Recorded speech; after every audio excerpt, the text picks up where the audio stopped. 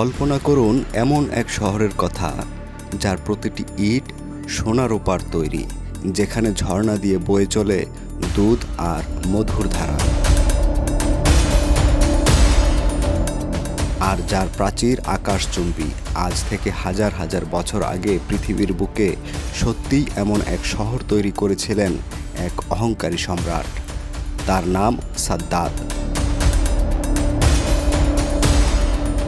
কিন্তু কি ঘটেছিল সেই শহরের ভাগ্যে? কেন এক নিমিষেই ধূলিসাৎ হয়ে গিয়েছিল সেই বিলাসবহুল জান্নাত? আজ আমরা জানব সাদ্দাতের দম্ভ এবং হজরত হুদ আলাইসাল্লাম এর সেই রোমাঞ্চকর সতর্কবার্তা। সাদ্দাত ছিল আদ জাতির প্রভাবশালী রাজা। তার শক্তি আর সম্পদের কোনো সীমা ছিল না। যখন হজরত হুদ আলাইসাল্লাম আল্লাহর জান্নাতের কথা শোনালেন, তখন সাদ্দাত তাচ্ছিল্য করে বলেছিল, তোমার আল্লাহর জান্নাত আমার লাগবে না, আমি নিজেই এই পৃথিবীতে জান্নাত বানিয়ে দেখাবো।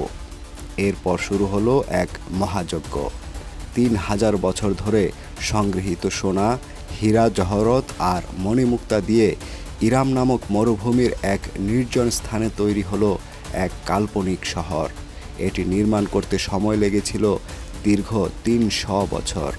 হজরত হুদ আলাইসাল্লাম বারবার তাকে সতর্ক করেছিলেন। তিনি বলেছিলেন, হে সাদ্দাত, আল্লাহর অবাধ্য হইও না, ওই ঐশ্বর্য তোমাকে রক্ষা করতে পারবে না। কিন্তু সাদ্দাতের কানে তখন ক্ষমতার অহংকার। সে হুদ আলাইসাল্লামকে তুচ্ছ জ্ঞান করে তার স্বপ্নের শহরের দিকে যাত্রা করল।